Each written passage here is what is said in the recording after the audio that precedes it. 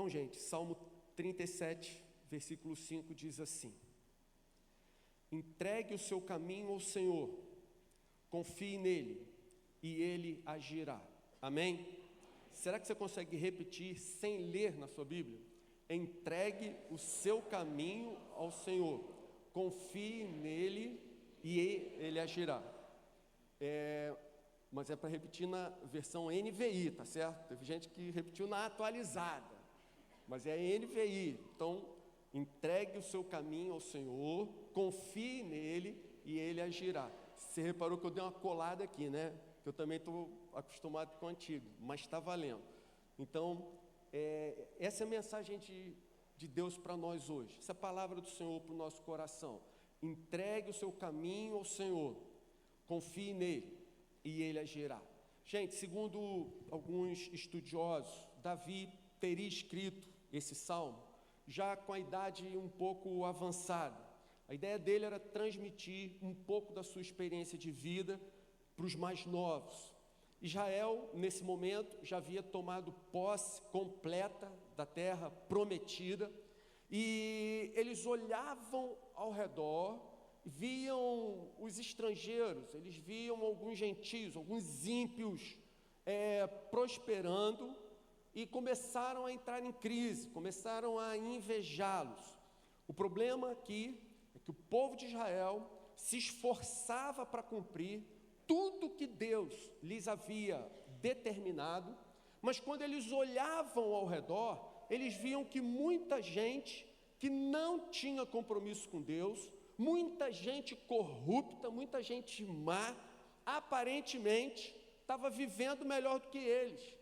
Gente má, que não tinha compromisso algum com Deus, estava prosperando, estava enriquecendo, enquanto eles passavam muita luta e muita dificuldade.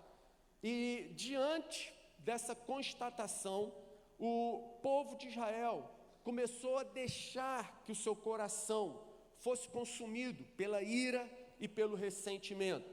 Então, o povo de Israel começou a ter dúvidas se valeria mesmo a pena continuar a confiar no Senhor, a manter o seu compromisso com Deus. Então, a ideia de Davi nesse salmo foi encorajar as pessoas a continuarem confiando em Deus, apesar das injustiças da vida, apesar da aparência, através da qual nós imaginamos que os ímpios, que os maus, os perversos, os corruptos, aparentemente estão se dando melhor. Do alto da sua experiência, Davi então nos exorta dizendo: entregue o seu caminho ao Senhor, confie nele e ele agirá. Gente, a gente precisa entender o que significa entregar ao Senhor. Entregar ao Senhor é muito mais do que uma licença poética aqui do escritor. Entregar ao Senhor não é uma coisa simples. Eu pergunto a vocês, o que é mais fácil? Você confiar num Deus a quem você não vê, ou na sua conta bancária recheada? O que é mais fácil? Confiar num Deus a quem você não enxerga, ou você confiar no seu grande patrimônio físico que você acumulou, pretende acumular ao longo da sua vida, que você pode tocar, apalpar, ver? Entregar de verdade não é fácil. Quantas vezes tivemos oportunidade de entregar coração, vida, valores, coisas, nosso coração a Deus, mas depois nós pegamos de volta. A ideia do Salmo é entregar definitivamente. Sabe como? Passar o registro para Deus, assinar a escritura para o Senhor, deixar Deus assumir o controle efetivamente, deixar que Ele seja o proprietário formal, oficial, completo, definitivo de nossas vidas.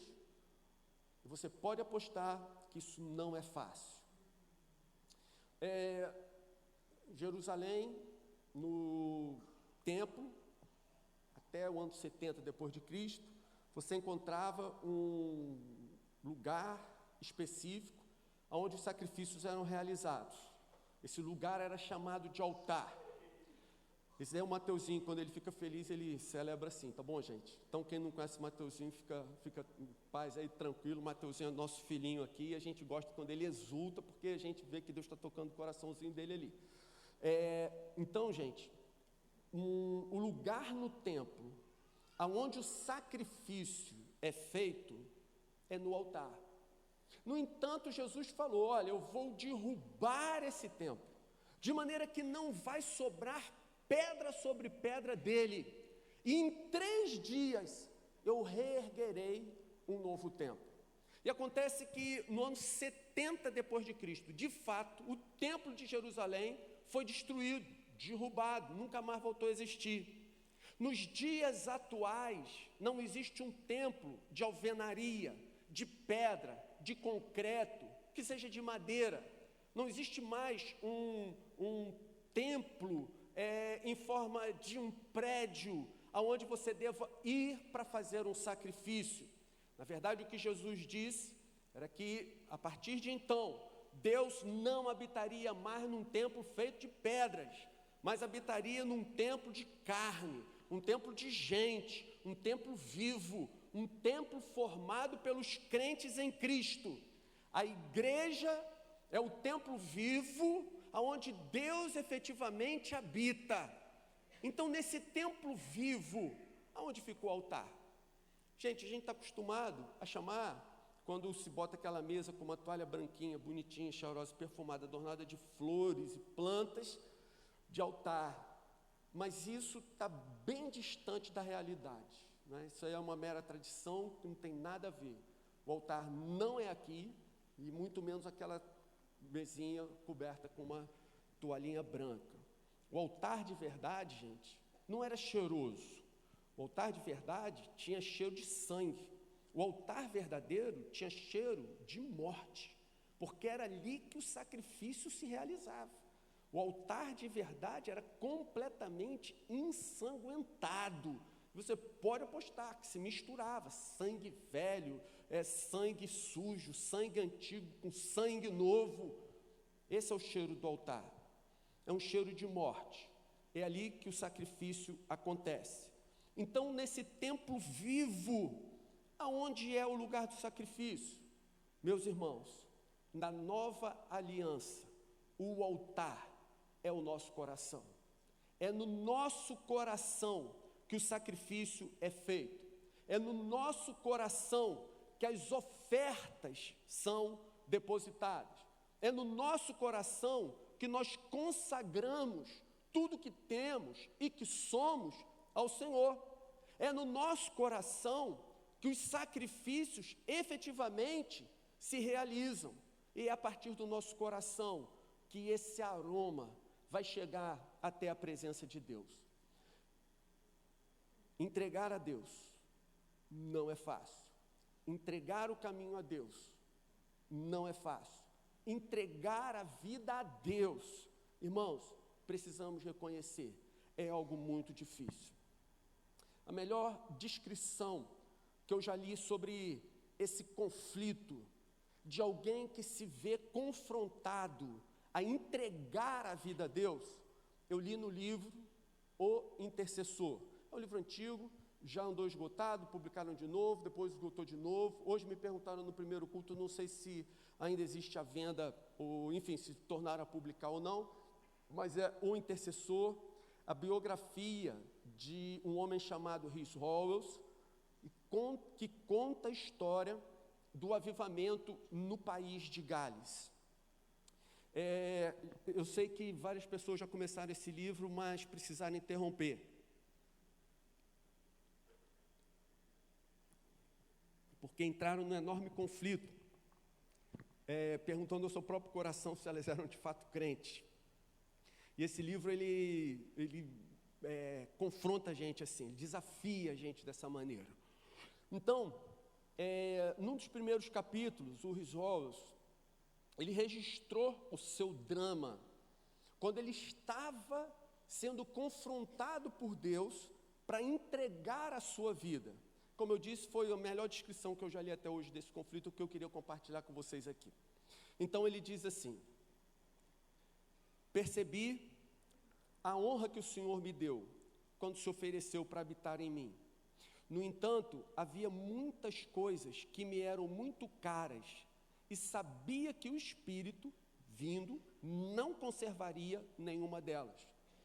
A mudança que ele faria em mim era muito clara. Significava que cada pedacinho da minha natureza decaída deveria ir para a cruz, e ele traria a sua própria vida e a sua própria natureza. E aí o relator da sua biografia diz assim: era uma rendição incondicional.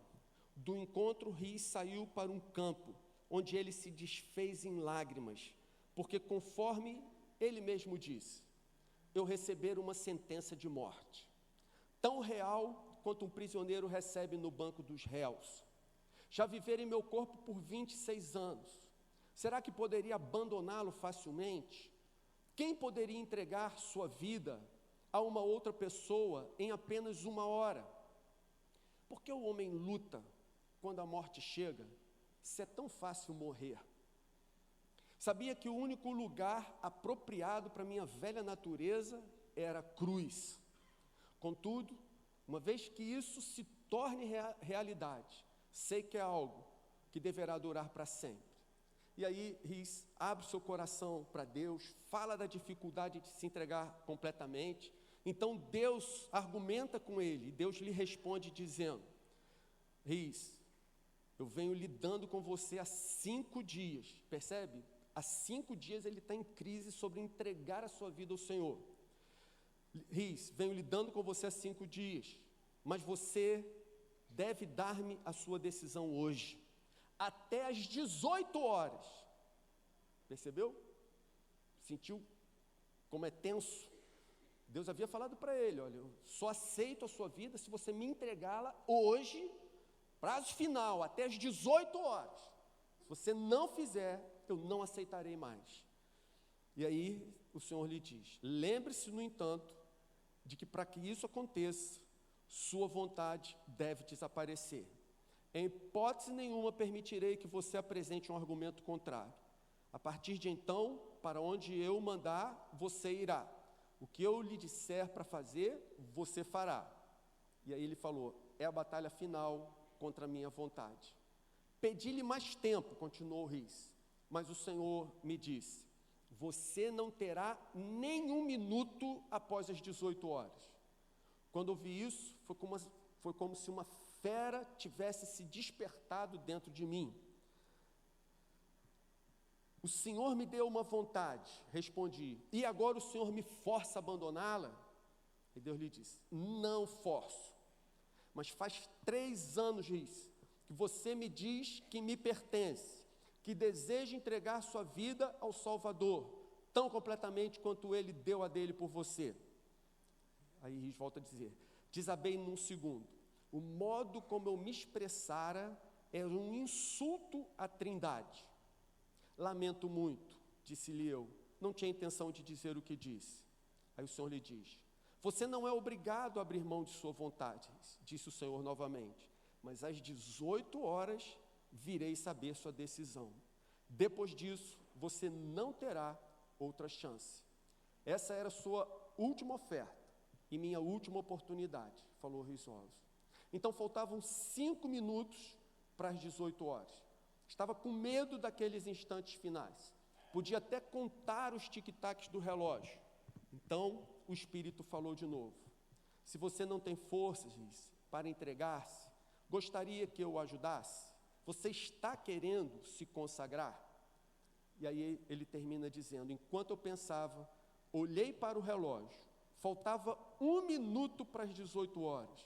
Eu curvei a cabeça e disse: Senhor, eu lhe entrego a minha vida. Então vocês perceberam a dificuldade do que é uma verdadeira e efetiva entrega? Por que muitas vezes, de vez em quando nos perguntam isso: por que na igreja oceânica não tem apelo? Irmãos, porque uma grande preocupação que eu tenho, que nós temos, é que as pessoas tenham a ideia de que porque naquele determinado momento elas atenderam a um convite, foram à frente, se ajoelharam, fizeram uma oração, que a situação está definitivamente definida dela com Deus, que o seu nome foi escrito no livro da vida e dali jamais será apagado. Na verdade, essa entrega, ela é uma entrega profunda, é uma entrega difícil.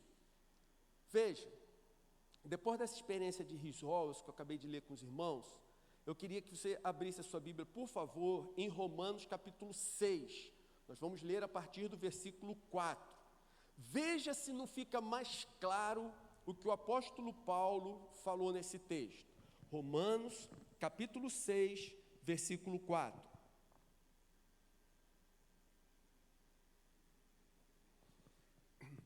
Vejam o que o apóstolo diz.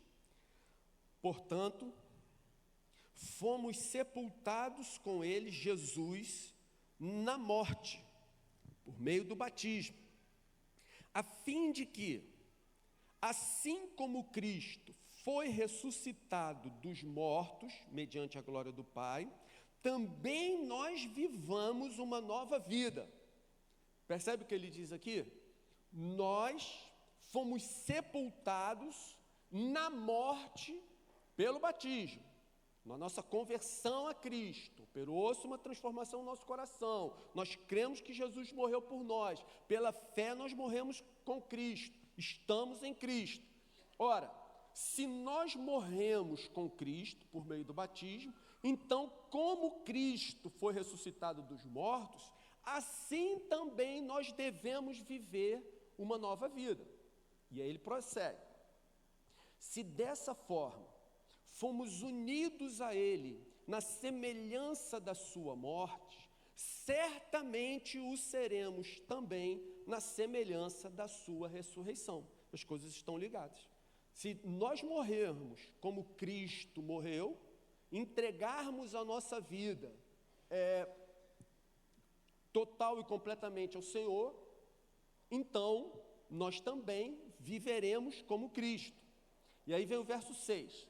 Pois sabemos que o nosso velho homem foi crucificado com ele, para que o corpo do pecado seja destruído e não mais sejamos escravos do pecado.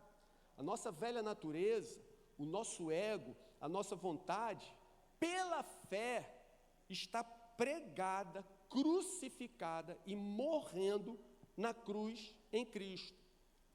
Verso 7, pois quem morreu foi justificado do pecado. Verso 8, ora, se morremos com Cristo, cremos que também com ele viveremos. Então você percebe que não é suficiente um pequeno gesto, uma única oração. Você percebe que não é suficiente uma decisão apenas temporária, mas não faz sentido uma decisão simplesmente embalada pela emoção do momento. A entrega que Deus requer de nós, a entrega que nós precisamos fazer, é uma entrega dolorida, é uma entrega sofrida. Na verdade, o que o Senhor quer é que a gente venha entregar a própria vida.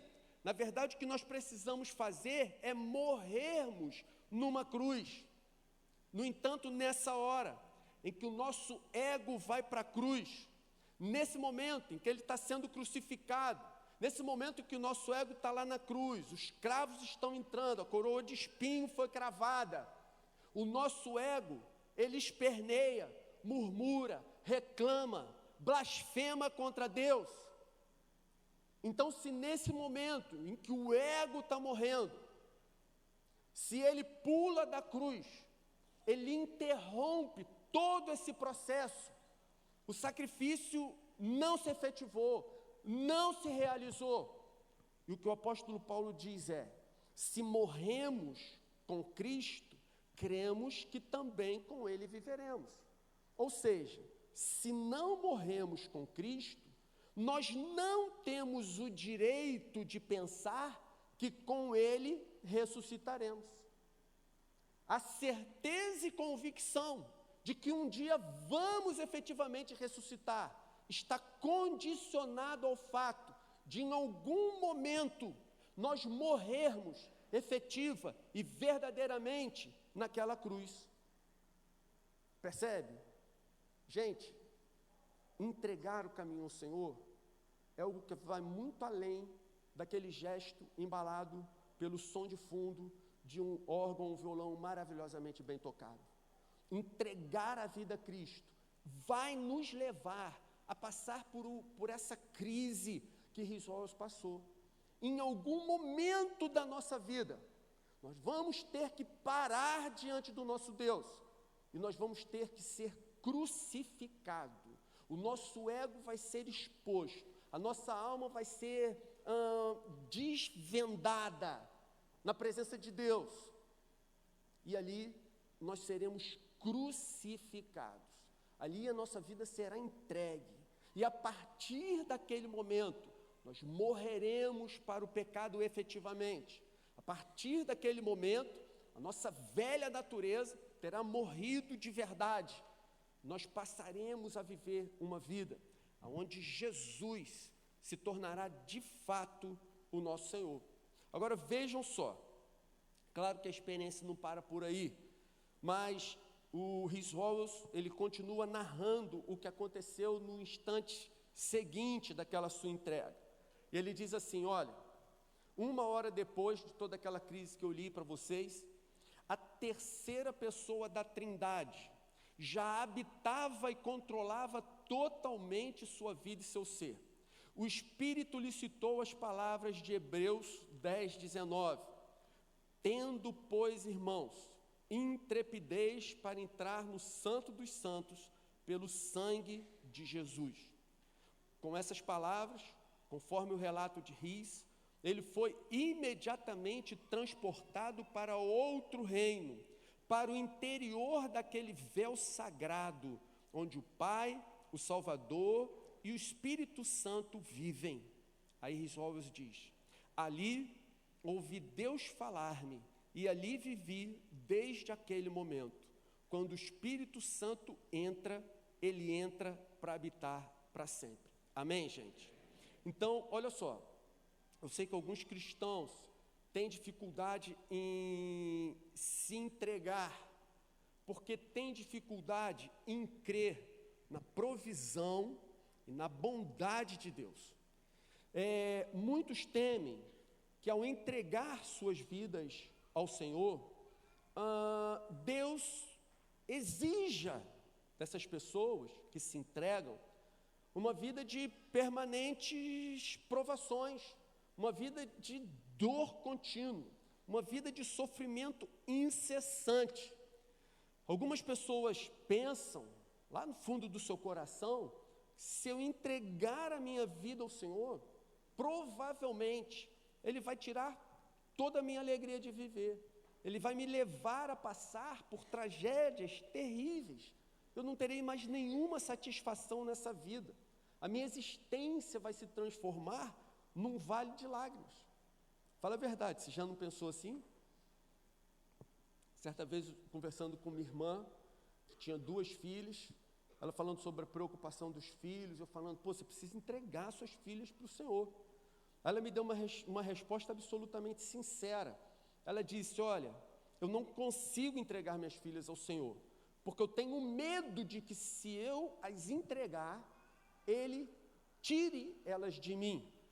E ela chegou até a dar detalhes. Ela acrescentou, olha, eu tenho medo de entregar minhas filhas ao Senhor, e depois que eu as entregar, que elas sejam atropeladas, que elas sejam acometidas de uma doença terrível, que elas sejam sequestradas e mortas, que alguma desgraça se abata sobre a vida delas.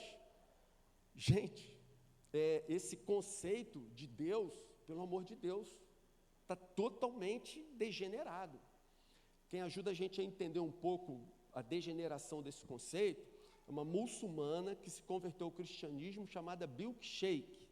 Ela escreveu, não é milkshake não, tá, gente? É Bilquis Sheikh. Ela escreveu um livro, que eu também já comentei em outras ocasiões aqui, chamado Atrevi-me a Chamar-lhe Pai. porque ela cresceu no islamismo. E você pode ter certeza, o Deus do Islã, ele não é o Deus amoroso que os políticos querem fazer crer para ficar bem com os muçulmanos. O Deus do Islã é um Deus guerreiro.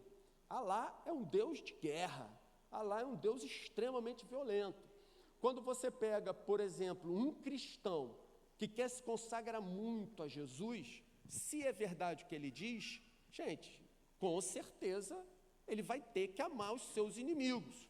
Mas se você pega um muçulmano que quer se consagrar cada vez mais a Alá, ele vai ter que se engajar na guerra santa, e ele vai ter que matar os infiéis, que são todos aqueles que não são muçulmanos. E Billy Sheikh cresceu dentro dessa cultura, um Deus longe, um Deus distante, um Deus guerreiro, como eu disse, um Deus violento, e ela cresceu sem a menor intimidade com esse Deus. Conhecia, lia o Alcorão, era obrigada, fazia todos aqueles rituais lá da sua família, até que um dia ela conheceu o Evangelho. Então, daí o título do seu livro, Atrevi-me a chamar-lhe Pai. O que mais surpreendeu aquela mulher foi que quando ela conheceu o Deus cristão, ela percebeu que esse Deus nos amou tanto, que chegou a dar seu Filho, para que nós nos tornássemos filhos de Deus. Então você percebe o que acontece aqui? O que surpreendeu aquela mulher muçulmana é que ela conhecia um Deus distante, um Deus temível, um Deus aterrorizante, e ela tinha todo esse respeito para com Deus. Então, quando ela conhece o Deus cristão, ela traz para o Deus cristão o mesmo respeito e temor que nutria pelo antigo Deus, só que ela fica encantada pelo fato de, não apenas de uma maneira metafórica, não apenas de uma maneira poética, esse Deus ter nos chamado de filhos, percebe? Quando a Bíblia diz que Deus se tornou o nosso Pai ou nos fez seus filhos, isso não é algo apenas comparativo, não é uma parábola, mas no momento que Cristo se deu por amor a nós nos tornamos de fato, de verdade, filhos de Deus. Nós somos filhos de Deus. E aí aquela mulher muçulmana ficou encantada dizendo, gente, eu posso chamar a Deus de Pai. Então você percebe o contraste do pensamento de algumas pessoas? Tem gente que imagina assim, deixa eu fazer esse raciocínio de uma maneira inversa. Olha, o pensamento de muita gente é mais ou menos da seguinte forma: imagine que você fosse pai, como eu sou pai, e você agisse com seu filho como algumas pessoas imaginam que Deus agiria com você. Então eu sou pai, vou agir com meu filho da maneira como alguns imaginam que Deus age com aqueles que se entregam a Ele. Vamos supor, lá em casa agora, o dia mais feliz para mim é domingo, que é hora do almoço, assim, 2 horas da semana, que é a hora que a gente consegue reunir os filhos todos. Quando consegue, é domingo na hora do almoço. Então, um momento raríssimo que a gente consegue reunir a todos, mas é muito difícil, só de vez em quando que a gente consegue. E aí aquele momento para mim é muito feliz. Qual pai que não gosta de se reunir com seus filhos? Qual pai que não gosta do filho perto, trocar uma ideia com o filho, enfim, saber como é que ele está indo, etc. Mas muita gente pensa que Deus age mais ou menos assim.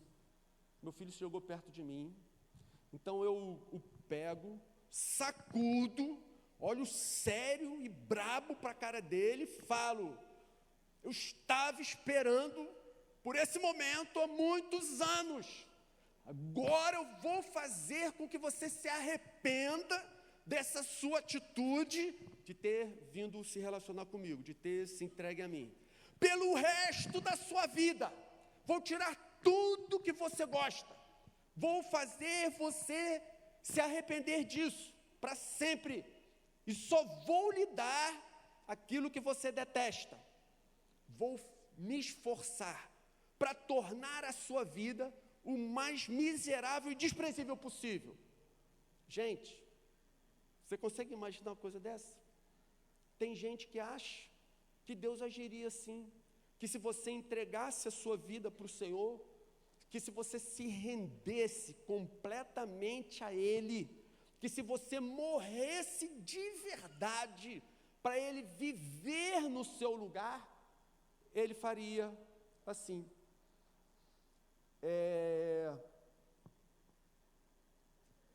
Acredite, nosso Deus, Ele é absolutamente fiel.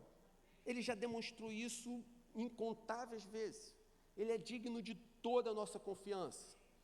Em Mateus 7, versículo 11, Jesus afirma: ora, se apesar de vocês serem maus, vocês sabem dar coisas boas aos filhos de vocês, quanto mais o Pai de vocês que está nos céus dará coisas boas àqueles que lhe pedirem. Você pode dizer amém? Gente, nosso Deus é bom e Ele continua sendo Deus. Vamos às aplicações. Primeira aplicação.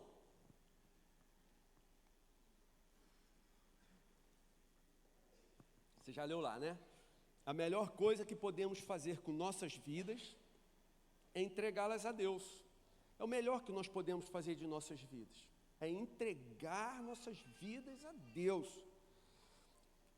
Se a gente fosse colocar isso bem na prática, o que isso significa?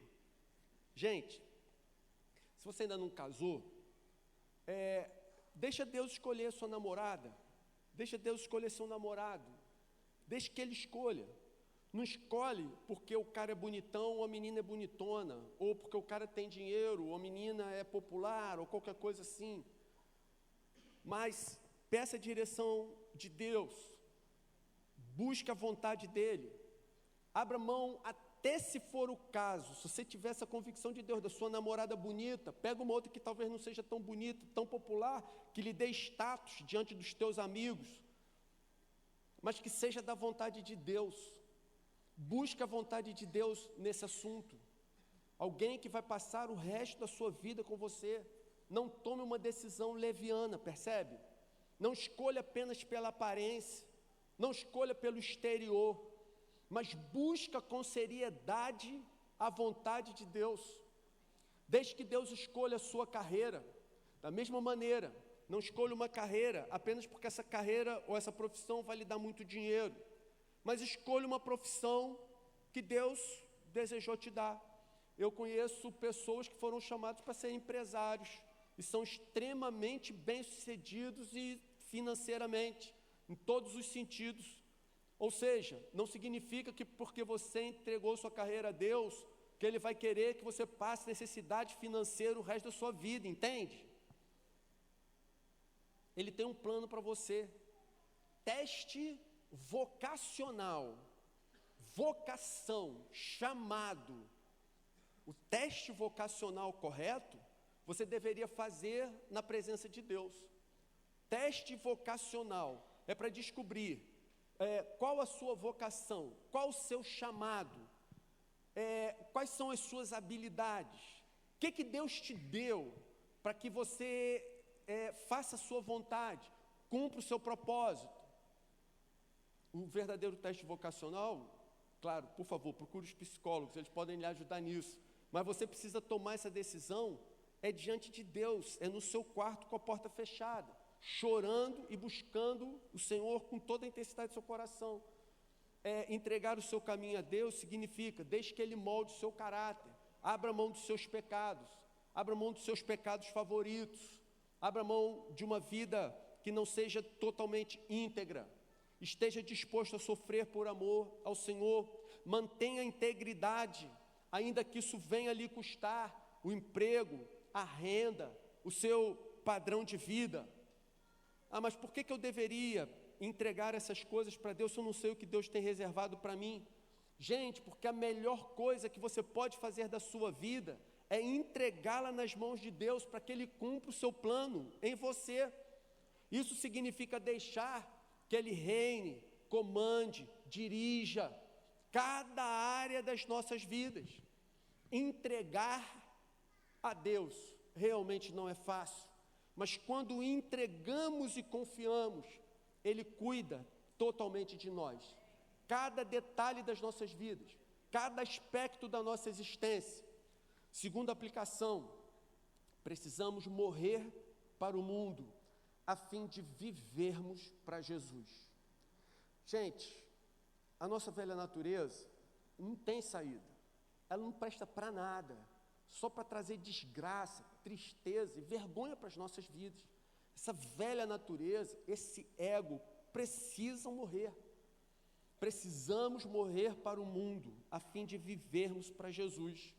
O texto de Romanos que lemos: se morremos com Cristo, cremos que também com Ele viveremos. Entregar os nossos caminhos ao Senhor significa entregar a Ele os nossos direitos. Sabe como? Um morto, ele não tem mais direito. Um morto não reivindica nada. Mas eu tenho direito de ser feliz. Vida a gente só tem uma. Gente, bobagem. Morto não tem direito a nada.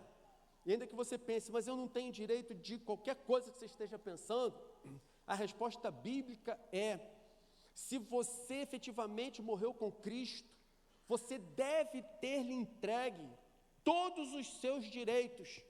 Daí para frente, nenhuma das nossas reclamações será mais justa. O Senhor Jesus diz em Mateus 10:39, quem acha a sua vida, a perderá, e quem perde a sua vida, por minha causa, a encontrará.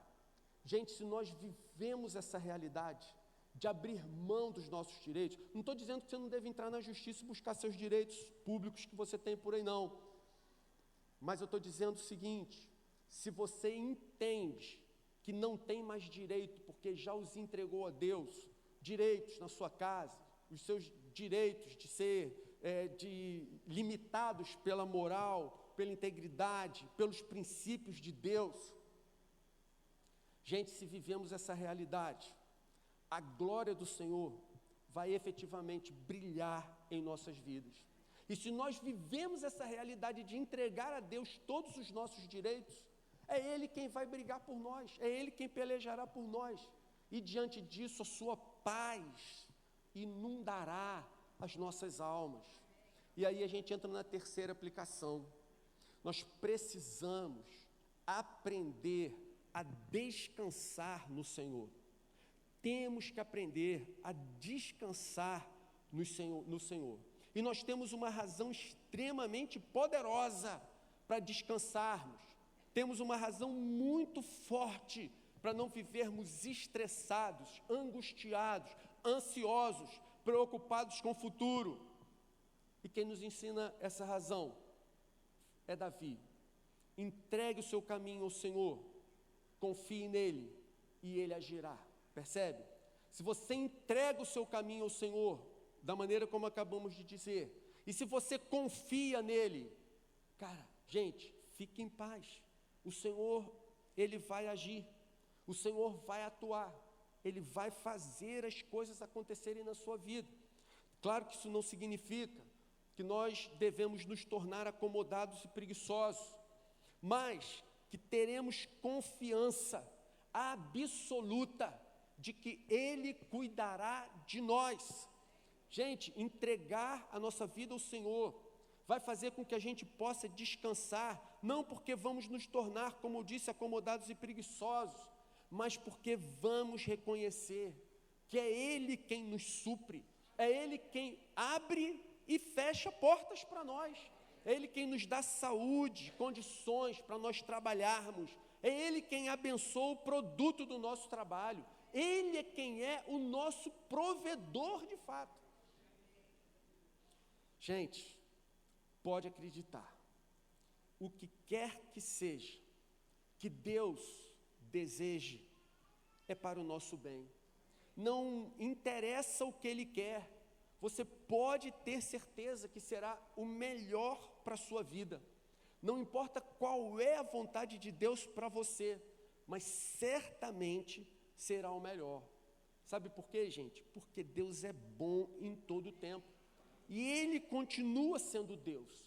E Ele continua sendo bom. Amém? Vamos fazer uma oração? Senhor, ajuda a gente a aplicar essa palavra em nossas vidas. Continua tratando com nosso coração, nossos valores. Senhor, a gente quer se entregar. Nós queremos que a nossa velha natureza morra, mas ela se agita, esperneia e reclama. Mas nós queremos levar esse processo até o fim. Então, ajuda a gente para que esse ego vá mesmo para a cruz, para que ele acabe e para que a vida de Jesus possa reluzir em cada um de nós, para que o brilho da Tua glória possa ser visto, Senhor, em cada uma das nossas vidas. Então, te entregamos assim, nesse momento, nossos corações, e nós confiamos em Ti, Senhor, de maneira que pedimos ao Senhor, toma conta da nossa vida, reina sobre nós, Senhor, seja o Senhor dos nossos corações. Entregamos as nossas vidas assim nesse momento, em nome de Jesus. Amém.